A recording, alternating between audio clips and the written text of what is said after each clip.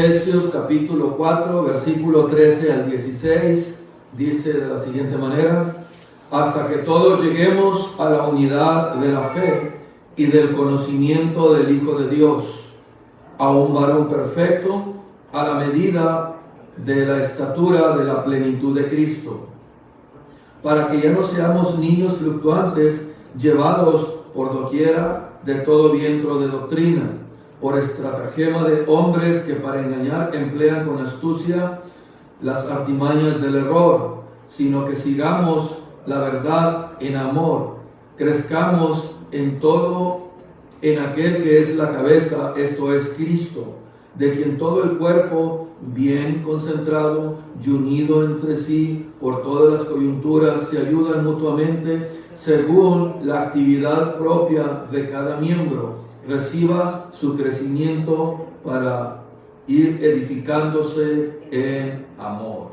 Hasta ahí, mis amados hermanos. Ponme una introducción. ¿Qué es lo que se espera o qué es lo que uno espera como padre de un bebé cuando nace?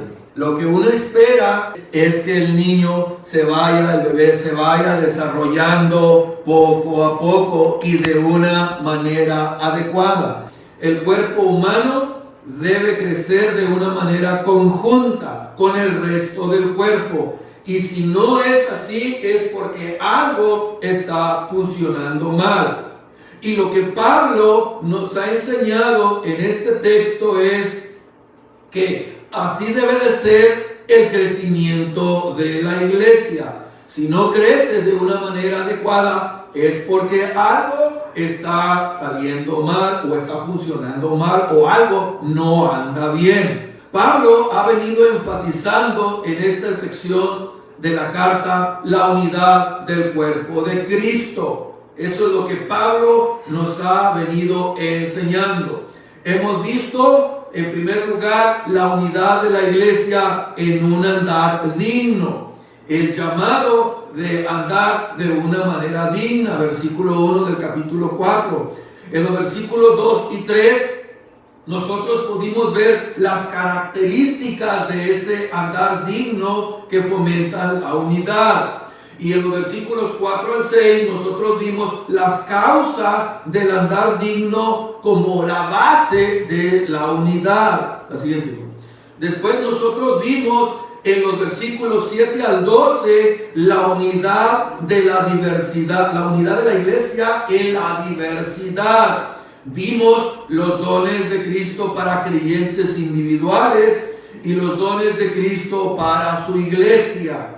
Hoy, la siguiente amigo, en esta mañana, estaremos viendo la unidad de la iglesia en el crecimiento. La unidad de la iglesia en el crecimiento. Dame la otra, hijo. ¿Es el inciso C? Ok. La iglesia, hermano, solo puede crecer cuando hay unidad. La unidad de la iglesia solo puede crecer cuando hay unidad. Cada creyente debe de estar preocupado por su propio desarrollo espiritual. Cada creyente. Pero ese desarrollo a su vez debe de repercutir en los demás. Así como el desarrollo de los demás tiene un efecto productivo en nosotros. Cristo nos salvó, mis amados hermanos, de una manera individual. Pero eso no significa que nosotros nos comportemos de una manera o seamos personas individualistas. No. Nosotros, acuérdense que formamos un cuerpo. ¿Qué debemos hacer? Debemos procurar el desarrollo proporcional de cada uno de los miembros que componen ese cuerpo, poco a poco. Y este proceso de crecimiento, eso es lo que Pablo nos está enseñando en esta sección, lo que está describiendo aquí. La siguiente. En las últimas 2 semanas pasadas hemos estudiado que Cristo ha repartido en la iglesia aquellas capacidades que sus miembros necesitan con el fin de contribuir al desarrollo de todo el cuerpo.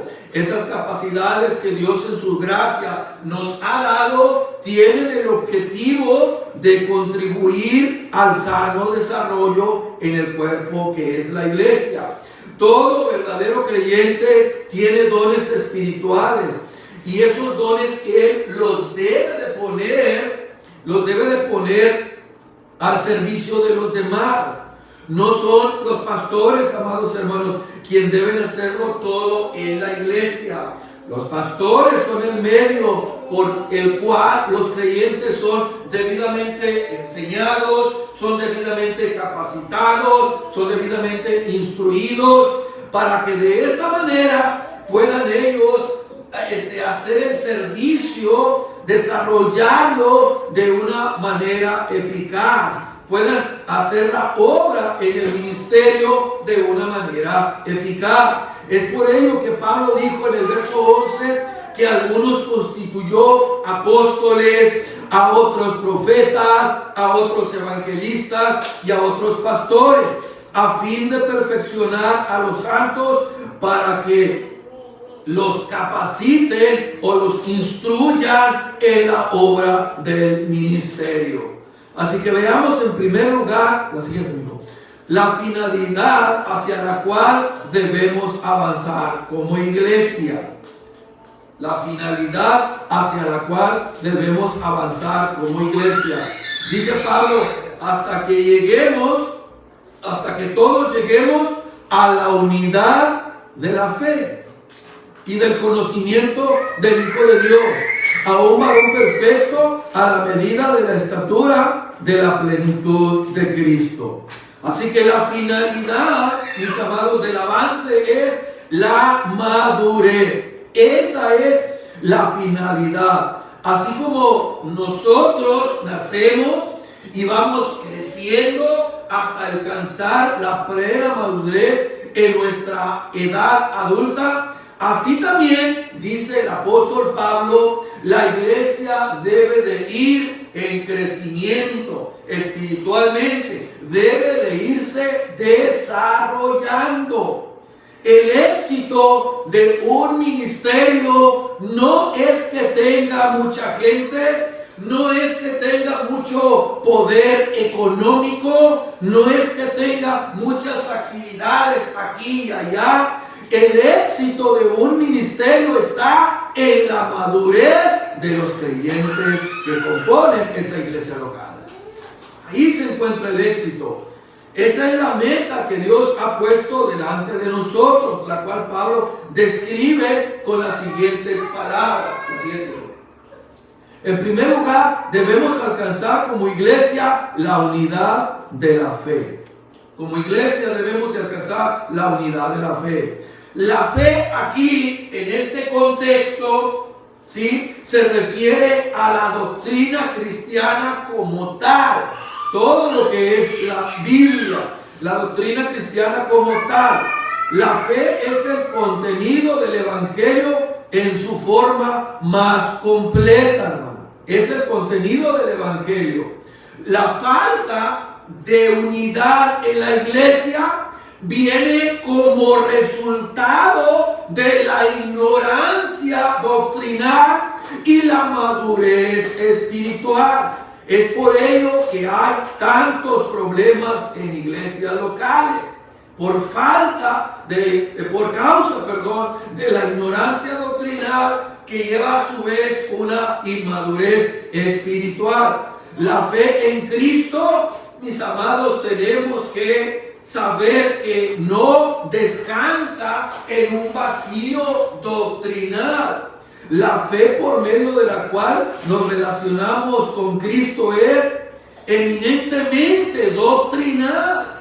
Es por ello que la unidad y la armonía entre los creyentes solo es posible si se edifica sobre el fundamento de la sana doctrina. Si no se edifica ahí, entonces de nada servirá. Y esa es la causa de tantos problemas. La meta que debemos procurar alcanzar como iglesia es que cada uno de nosotros lleguemos a una relación cada vez más íntima con nuestro Señor.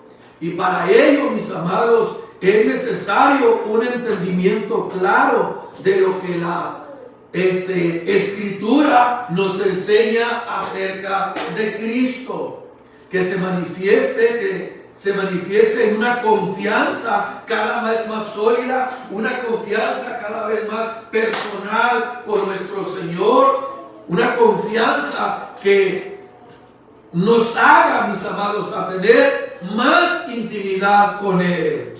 Porque en la misma medida en que crece y se fortalece nuestra confianza y nuestra intimidad con Cristo, en esa misma medida se engrandece nuestra unidad práctica en la iglesia. En la misma medida.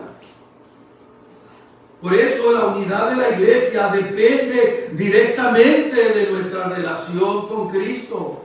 Él es la cabeza, la autoridad, quien coordina, quien guía, quien fortalece todo el cuerpo.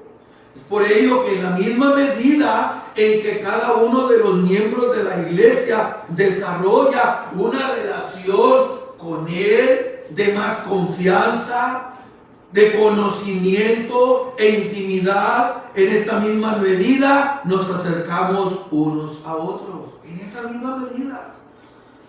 Así que tu relación con Cristo no solo te edifica a ti, o no solo te afecta a ti, afecta también a toda la iglesia, mis amados, a toda la iglesia. Por ello todos debemos continuar creciendo, todos, en gracia y en el conocimiento de Cristo. Porque de este crecimiento depende no solo mi propia salud espiritual individual, sino también la salud de toda la iglesia, la salud de todo el cuerpo. Y esa es la finalidad, que crezcamos. Es por ello que la sana doctrina, la palabra, debe de estar siempre, mis amados, como el fundamento donde de ahí partimos para el crecimiento. Debemos tener comunión íntima con Dios para que pueda la unidad estar estable e ir creciendo cada vez más. En segundo lugar, lo siguiente, hijo, vemos el conocimiento de Cristo es importante. Dice Pablo, y del conocimiento del Hijo de Dios a un varón perfecto. Así que Pablo nos habla aquí, hermano, sobre Pablo mejor dicho, no está hablando sobre un conocimiento. Por eso yo no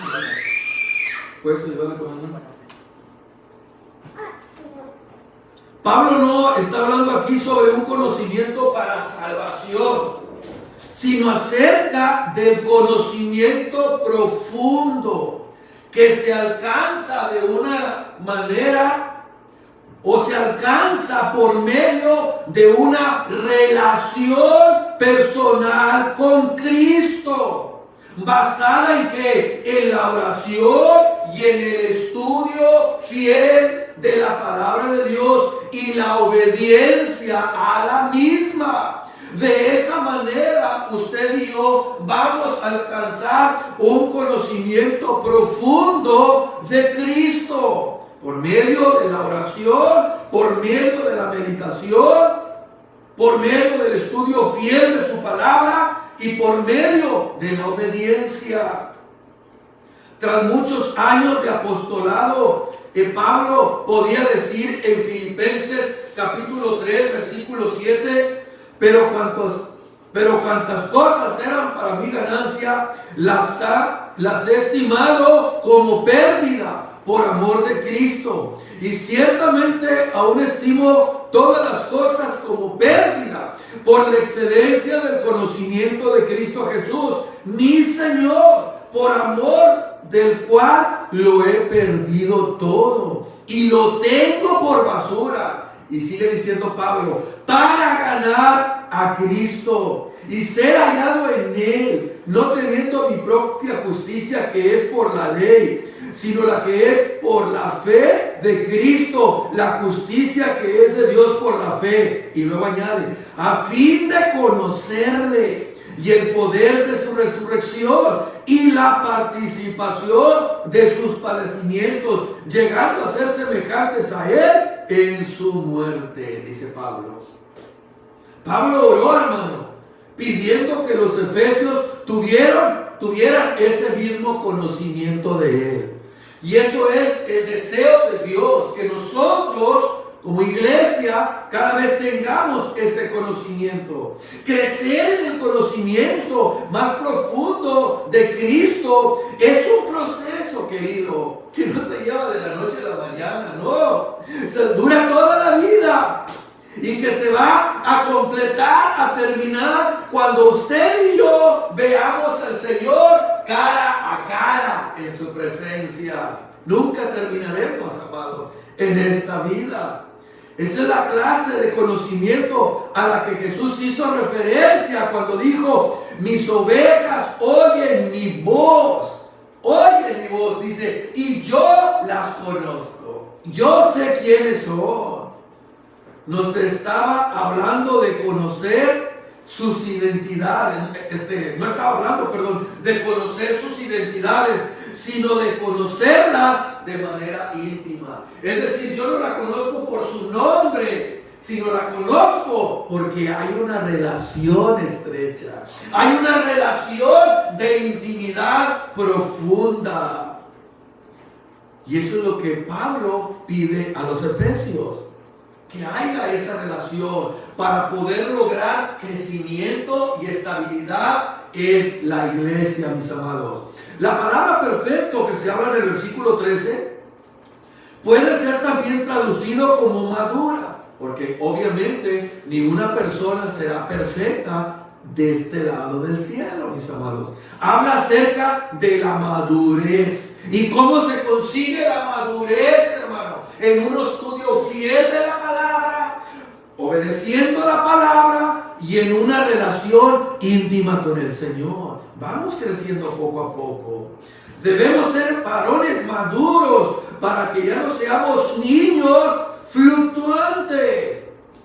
Ese varón perfecto, este varón maduro del que Pablo habla, tiene como modelo a nuestro Señor Jesucristo. Por eso Pablo dijo allá en Romanos 8:29 que todos los hijos de Dios fueron predestinados para ser hechos conforme a la imagen de su Hijo. En otras palabras, para que todos manifestemos las características de aquel que es la medida del hombre. El hombre perfecto, el Hijo de Dios encarnado, el estándar de perfección para el cristiano. Cristo es nuestro modelo. Y el propósito de Dios es que todos y cada uno de nosotros lleguemos a la imagen de Cristo. De Cristo.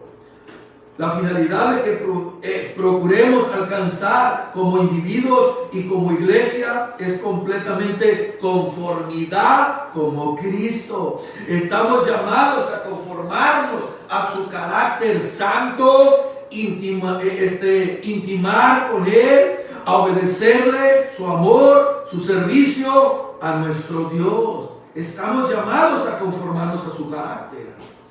Ese es el propósito. Dice 1 de Juan, capítulo 2, versículo 6. Dice que el que permanece en Él debe de andar como Él anduvo. Mientras que Pablo dice en su primera carta, capítulo 2, versículo 21, que Cristo nos dejó ejemplo para que sigamos sus pisadas. Dicho sea de paso, hay un canto que habla de seguir las pisadas del Maestro. ¿Cuál es el propósito final de que nos habla el versículo 13 del capítulo 4 de Efesios? Hasta que todos lleguemos a la unidad de la fe y del conocimiento del Hijo de Dios, a un varón perfecto, a la medida de la estatura de la plenitud de Cristo. Hasta que todos lleguemos. Ese es el propósito. La unidad de la iglesia en el crecimiento. Pero no llegaremos ahí, hermano, si la unidad no se edifica en la fe, en toda la palabra de Dios. No llegaremos ahí si no tenemos como base la palabra de Dios, su doctrina. Si no tenemos una personal con Cristo. No llegaremos, no maduraremos y vamos a ser presa del enemigo y de sus engaños. Por eso es que a veces hay problemas. Sabemos perfectamente que mientras estemos de este lado del cielo, nunca vamos a alcanzar la madurez completa, hermano. Pero Pablo nos presenta en nuestro texto que este proceso de crecimiento y de madurez ya está en acción y debe de ser evidente aquí y ahora. Pero algún día las cosas van a ser totalmente diferentes cuando Cristo regrese. Pero ese crecimiento ya está en acción. Como hijos de Dios debemos demostrarlo. No puede ser que pasen y pasen y pasen y pasen los años y sigamos siendo los mismos. Así como un bebé que no se desarrolla, como les decía al principio, de una manera sana, es porque algo está mal. Un niño, hermano, que está desnutrido, un bebé que no recibe el alimento adecuado, ese bebé crecerá de una manera desnutrida y no se va a desarrollar. No se va a desarrollar y va a tener serios problemas. Lo mismo pasa con el creyente que no se desarrolla de una manera adecuada. ¿Y cómo se refleja este crecimiento en la vida y ministerio de la iglesia? ¿Cómo se refleja? Bueno, veamos en segundo lugar, el siguiente hijo, las marcas que evidencian el crecimiento. Veamos las marcas o cómo se refleja. Dice Pablo, para que ya no seamos niños fluctuantes, llevados por doquier de todo viento de doctrina, por estratagema de hombres que para engañar emplean con astucia las artimañas del error. Emplean con astucia las artimañas del error. La siguiente. La primera meta de crecimiento que Pablo presenta en el texto es estabilidad doctrinal. Tiene que haber estabilidad doctrinal. Esa es una de las marcas, hermano. Esa es una de las marcas de que la iglesia está creciendo. De que la iglesia va por buen camino hacia la madurez. Esa es una de las marcas, estabilidad doctrinal. Y la figura que Pablo está usando aquí es la de un barco en alta mar, en medio de una poderosa tormenta. No sé cuántos han visto ustedes esos buques que van en alta mar y luego son sorprendidos por una tormenta y vemos cómo se levanta el buque y vemos cómo entra el agua y vemos cómo es movido de un lado hacia otro. Esa es la figura que Pablo está tomando aquí. Es por ello que la palabra que se traduce aquí como fluctuante significa guiados y sacudidos por las olas. ¿Cuántos creyentes no son sacudidos? Van de una iglesia, salen para otra iglesia, van allá, buscan acá, hoy son movidos por todos lados porque no hay una base doctrinal, porque no hay una base sólida en su vida. Por eso es que andan de aquí hacia allá. No hay madurez, no hay crecimiento, siempre son los mismos, porque no hay base, hermano, doctrinal. Por eso dice que son sacudidos, fluctuantes. Los creyentes inmaduros son llevados de un lado a otro por los vientos huracanados de las falsas doctrinas, de las novedades religiosas. Siempre están buscando algo nuevo. No es que allá dicen esto, enseñan esto y veo esto y siento hermoso. No es que allá está mejor. Siempre están buscando algo nuevo. No hay estabilidad doctrinal. Y una marca de la madurez es la base doctrinal estable. La base doctrinal, hermano. Es por ello que la inestabilidad doctrinal, la falta de convicciones claras y firmes es una marca, clara marca de inmadurez. Es una clara marca de inmadurez. Una persona madura no será arrastrada por falsas doctrinas, por filosofías huecas. Él conoce las escrituras, él conoce sus doctrinas y por lo tanto no se dejará mover tan fácilmente. Él puede discernir la verdad del error, aún en aspectos sutiles. Uno de los síntomas inequívocos de madurez es la firmeza en el cuerpo de doctrina revelado, ¿dónde? En la palabra de Dios. Ese es uno de los síntomas inequívocos de madurez, la firmeza en el cuerpo de doctrina. ¿Qué quiere decir esto, hermano? Que la unidad de la que Pablo está hablando aquí no se produce a costa de la doctrina, sino por medio de ella, por medio de la palabra de Dios. Es por ello que debemos insistir una y otra vez en la unidad de la iglesia, pero no a costa de la verdad de Dios. Vamos a fomentar la unidad, que todos no hablemos de pecado, no hablemos de arrepentimiento para no ofender, no hablemos de ciertos temas para que estemos unidos, para que haya unidad, para que haya armonía. No, mi amado hermano, así no se logra la unidad. La unidad de la iglesia no se logra a costa de la verdad de Dios, sino es por medio de ella, por medio de ella. Porque algunas de estas doctrinas son vitales para una correcta proclamación del Evangelio y para el desarrollo en santidad de los creyentes. En la medida en que todos los miembros de la iglesia conozcan y se sostengan, proclamen estas doctrinas, en esa misma medida van a crecer en unidad entre nosotros. ¿Qué sucede cuando un creyente carece, hermano, de fundamentos bíblicos? ¿Qué sucede cuando un creyente carece de doctrina bíblica? ¿Qué es lo que pasa?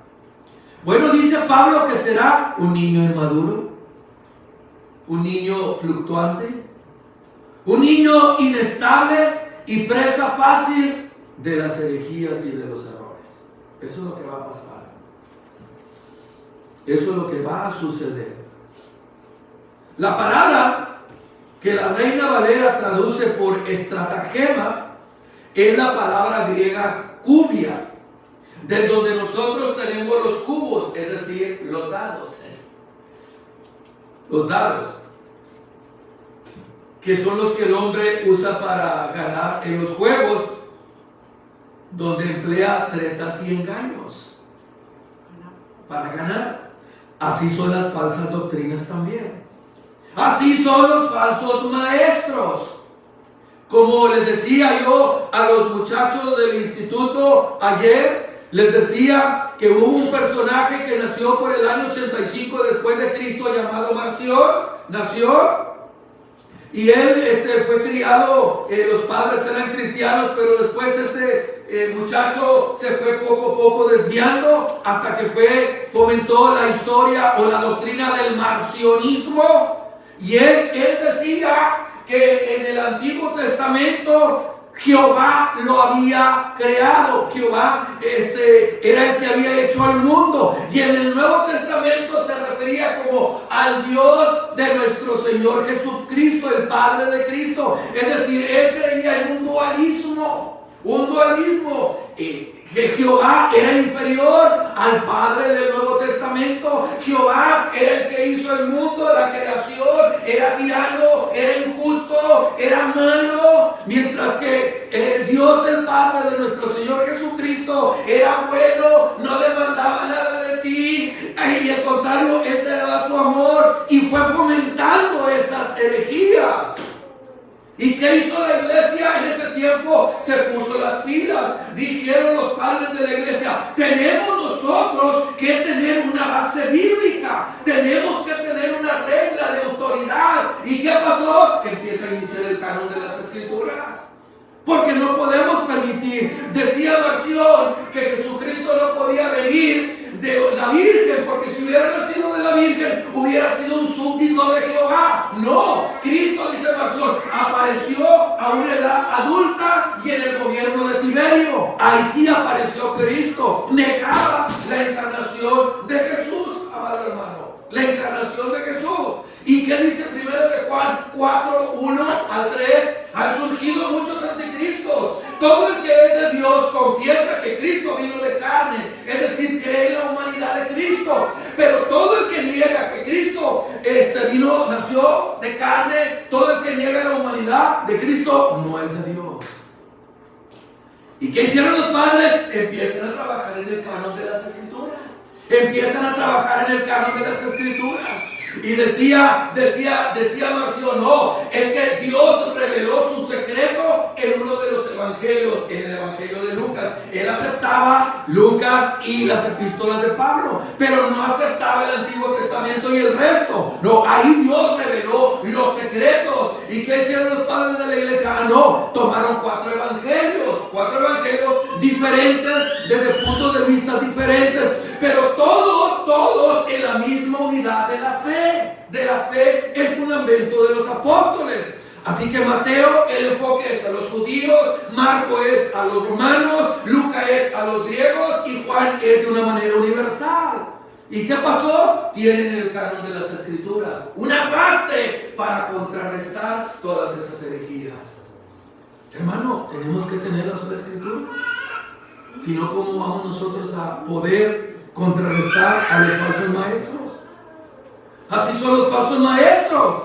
Tuercen un poquito aquí, otro poquito allá, hasta que finalmente presentan algo que parece verdad, pero es un error. ¿Y sabe qué, hermano? Hay creyentes que desgraciadamente, nunca lo fueron. Han abrazado el error como si fuera verdad. Y no lo saque de ahí. No lo saque de ahí. Por eso necesitamos la palabra de Dios. El error y la falsedad tienen repercusiones en nuestra vida. Tiene repercusiones. Es como los que niegan la Trinidad. Los que niegan la Trinidad en realidad no son salvos. No puede haber salvación, hermanos, si negamos la Trinidad. El Padre de Dios, nuestro Padre nos escogió. Nos predestinó. Cristo nos redimió. Nos compró del mercado de esclavos. Y el Espíritu Santo nos selló. Las tres personas de la Trinidad obrando en la salvación. Tres personas, una sola esencia. Ya lo vimos. Dios no es el Hijo no es el Padre, el Espíritu Santo no es Dios. No, son tres personas diferentes, pero una sola divinidad. Una sola divinidad.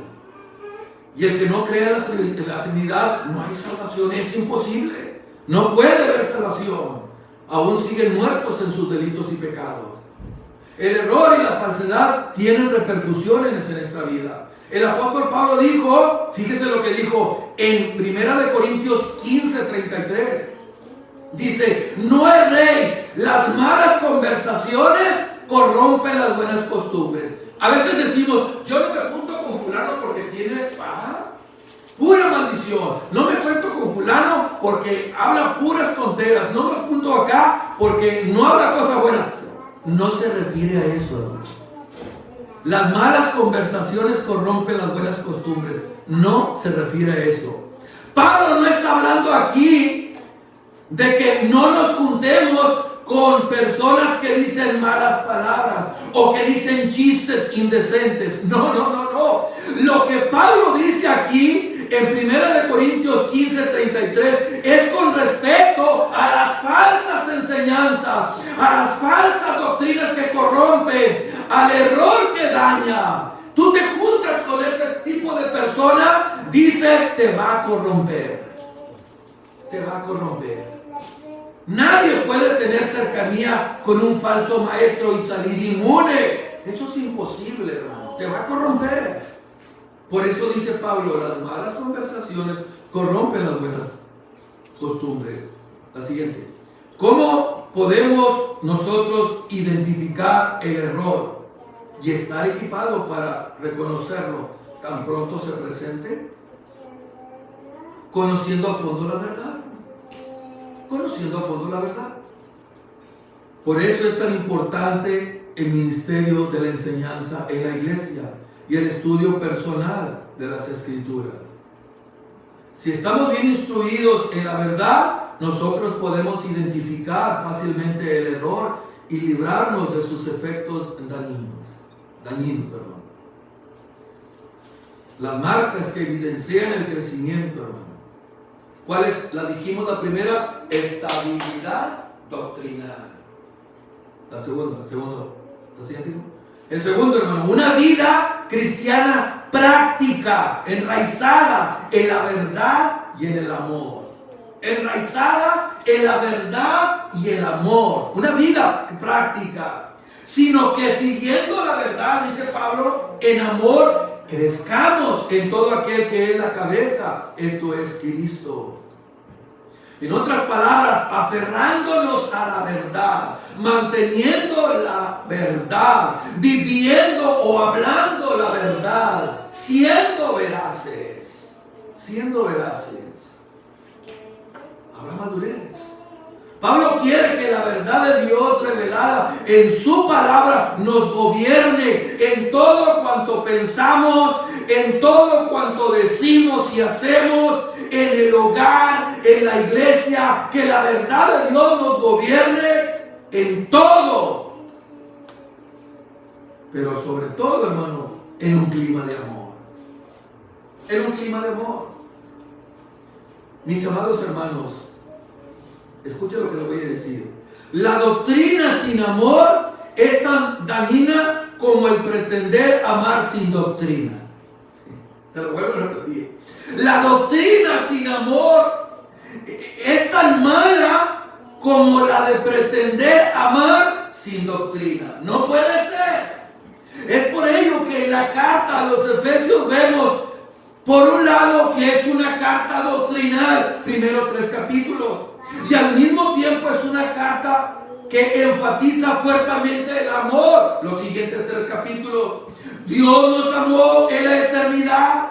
Su amor fue manifiesto ¿dónde? En la cruz del Calvario. Ahora, ese amor debe de ser demostrado por los cristianos en sus relaciones humanas, especialmente en la iglesia. La iglesia, que es el fruto del amor de Dios, es columna y baluarte de la verdad. Por lo tanto, la verdad y el amor operan juntos. Deben ser evidentes en la vida y ministerio de toda iglesia local. Mis amados, así como crece la herejía en un corazón engañoso, así también crece la verdad en un corazón gobernado por el amor. Debemos ser firmes en nuestra defensa y proclamación de la verdad, hermano. Pero al mismo tiempo debemos ser gobernados por el amor. Porque de nada sirve que tengamos los mejores argumentos para ganar un debate si el amor no lo impulsa. A veces queremos ganarlos por orgullo, para decir, no me dejé, y no me ganaste, y no me ganaste. No va a cambiar a las personas usted. Es el Espíritu Santo el que las tiene que redarguir y cambiar. Amén. El impulso que nos mueve a defender la verdad y vivirla debe de ser el amor de Dios y el amor al prójimo. Si en un acalorado debate ya lo que nos está impulsando es el enojo, la molestia, mejor nos callamos y nos retiramos. Y no decimos nada. Porque de nada va a servir, hermano. Siempre van juntos. Siempre tienen que ir de la mano. Concluyo lo siguiente. ¿Cuál es la finalidad? Entonces dijimos, hermano, hacia la cual debemos avanzar como iglesia. ¿Cuál es el propósito? Es la madurez. Eso es lo que vimos. Ese es el propósito. Es la madurez. Y como les dije, el éxito de un ministerio no es que haya mucha gente en la iglesia. No es que la iglesia esté abarrotada y mira cómo está Estrella de Belén. Síntoma inequívoco de que Dios se está manifestando. No, hermano. Ahora, no quiere decir de malo, no quiere decir que se encuentre algo malo en que está lleno, no. El éxito de un ministerio no es que tenga mucha gente, no es que tenga mucho poder adquisitivo, No es que tenga muchas actividades de aquí por allá, sino el éxito de esa iglesia se va a medir en la madurez de los creyentes que la componen. Se va a medir de ahí. Debemos alcanzar como iglesia la unidad de la fe. La unidad de la fe. Y esa unidad es el cuerpo de doctrina. La falta de unidad en la iglesia viene como resultado de la ignorancia doctrinal, hermano, y de la inmadurez. Viene como resultado la falta de unidad en la iglesia. Es por ello que debemos alcanzar la unidad de la fe. Debemos estar firmes en la palabra de Dios. La fe en Cristo no descansa en el vacío, en el acantilado doctrinal. No, la fe por medio de la cual nos relacionamos con Cristo es eminentemente doctrinal. Es doctrinal, hermano. La unidad de la iglesia depende directamente de nuestra relación con Cristo. Depende cómo sea nuestra relación con Cristo. Él es la cabeza. Él es el que coordina, guía y fortalece ese cuerpo. Y en la medida en que cada uno de sus miembros desarrolle intimidad con Él, una relación con Él, de más confianza y conocimiento, en esa misma medida, entonces nos vamos a edificar unos a otros. Solo así. El conocimiento de Cristo es importante. Y Pablo no habla de un conocimiento intelectual, sino un conocimiento relacional con Cristo. Un conocimiento que se basa por medio de la oración, de la meditación, del estudio fiel de la palabra y de la obediencia. De ese conocimiento. Es como el conocimiento en un matrimonio. Que se conocen ambos cónyuges, se conocen de manera profunda, porque hay una relación entre ellos. De ese conocimiento habla Pablo, de buscar a Cristo en intimidad, de meditar en Él. La finalidad que procuramos alcanzar como individuos y como iglesia, hermano, es ser como Cristo. Ser como Cristo. ¿Cuáles son las marcas? La siguiente, hijo. ¿Cuáles eran las marcas, hermanos, que evidenciaban ese crecimiento? ¿Cuáles dijimos que eran las marcas? La primera dijimos que era la estabilidad. Estabilidad doctrinal. Por eso un cristiano que es arrastrado de aquí para allá por viento de doctrinas es un cristiano donde no hay estabilidad doctrinal. Por eso los creyentes inmaduros van de un lado hacia otro buscando aquí, siempre buscando algo nuevo. Siempre buscando algo nuevo. Una persona madura no será así, porque él conoce las escrituras, conoce la doctrina, no se deja engañar fácilmente. Es por ello que debemos de insistir en la unidad de la iglesia, pero no a costa de la voluntad de Dios, no a costa de la verdad de Dios. No porque si hablo la verdad, fulano se va, se siente, se va, no viene a la iglesia, prefiero mejor tenerlos todos contentos y unidos. A expensas de la verdad, no. Eso es un error garrafal. Es un error garrafal. La vida cristiana práctica está enraizada en la palabra y en el amor de Dios. En otras palabras, aferrándose a la verdad, manteniéndose en ella, viviendo en ella, hablando de ella. La iglesia, que es el fruto del amor de Dios, como dijo Pablo a Timoteo, es columna y baluarte de la verdad. Por lo tanto, la verdad y el amor van juntos, van de la mano. Y de esa manera, como iglesia, vamos a crecer para la gloria de Dios. Vamos a crecer, hermanos, para la gloria de Dios. Que Dios nos ayude a crecer poco a poco, hermanos, en la doctrina. Por eso es lo que a veces les hablo con Augusto y Ángel. Siempre las dominicales son para eso, para aprender, pero también tenemos que ser intencionales. Creo que a nadie nos gusta leer y nos cuesta trabajo a veces leer, pero tenemos que ser intencionales de leer. Como para las redes sociales el dedito hasta está desgastado, creo, los dedos están desgastados de cada rato así. Hasta ya la contraseña no hay necesidad de pedírsela porque está ahí del todo bien marcadita. Todo para quitar.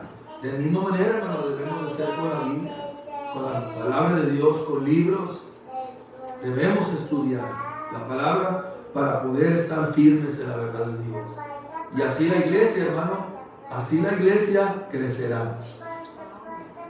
Así la iglesia crecerá en la verdad de Dios. Amén. Póngase de pie.